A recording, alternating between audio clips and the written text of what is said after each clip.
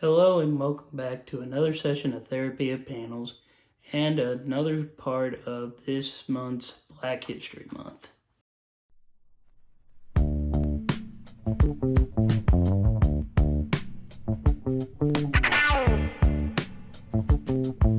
Recently, I've been on the look for some help ever since a certain situation.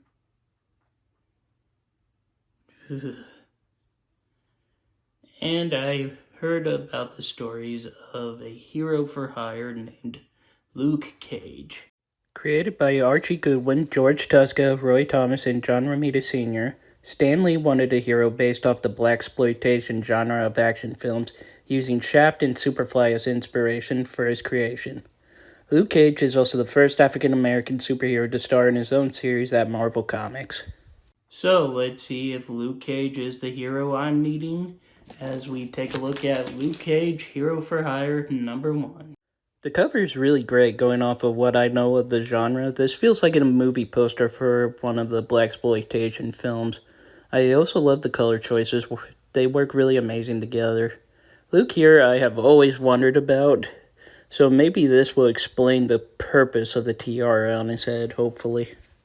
The story begins at Seagate Prison, or Little Alcatraz to the prisoners, where we are introduced to a man named Carl Lucas, who has to deal with racist cops and gang members like Comanche and Shades, who try to recruit him to their gangs due to his toughness and his tenacity.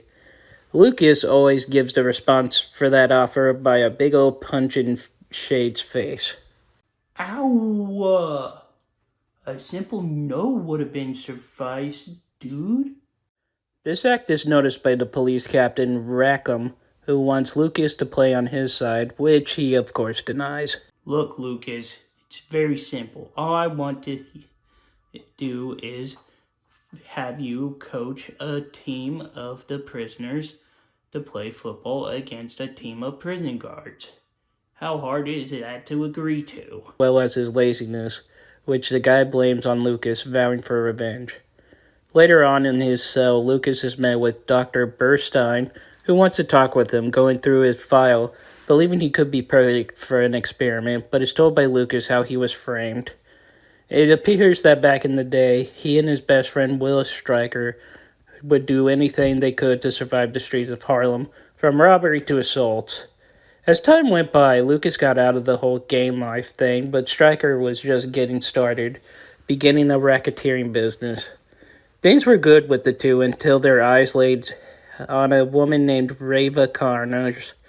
Due to having money, Stryker managed to impress her more, and till one night at a club when they would get attacked by a rival gang, it finally led Rava to leave him for Lucas. Out of jealousy and anger, Stryker frames Lucas by planting drugs in his home. Women, nothing but trouble. That's why I'm single still. Yeah, that's right. During his time in prison, Lucas learns about how Rava was killed during an attempt at Stryker's life by another crime gang. Dr. Burstein offers Lucas an early chance of parole if he agrees to do an experiment, but warns him it is very dangerous, potentially killing him, which Lucas very understandably agrees to say no on. But he quickly changes his mind after a visit from the old Captain Rackham, telling Lucas he will make him pay for making him lose his job. The experiment is to stimulate human cell regeneration in hopes of repairing damage to the body caused by disease.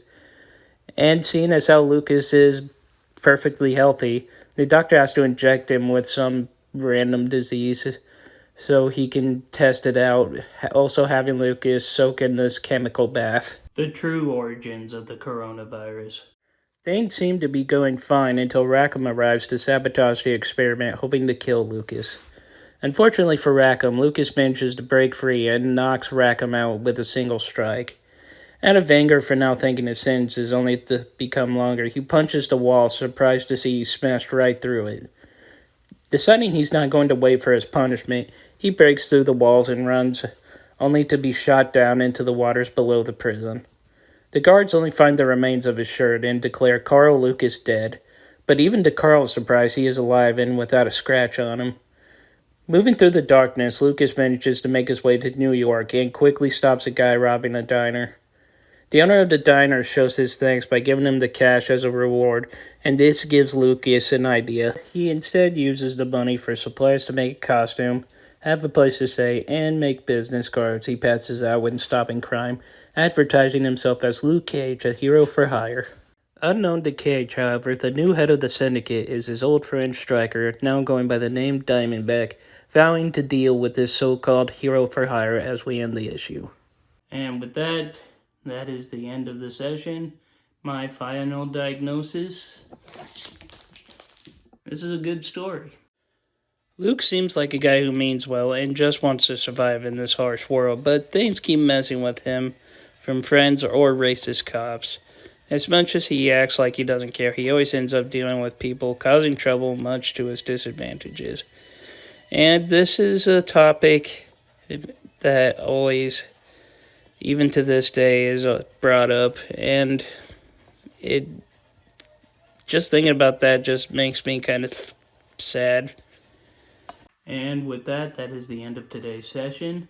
I'd like to thank you all for attending. If you liked the video, please be sure to leave a like, comment, subscribe. And as always, I'm the Super Guru, signing off, and I gotta go make a phone call.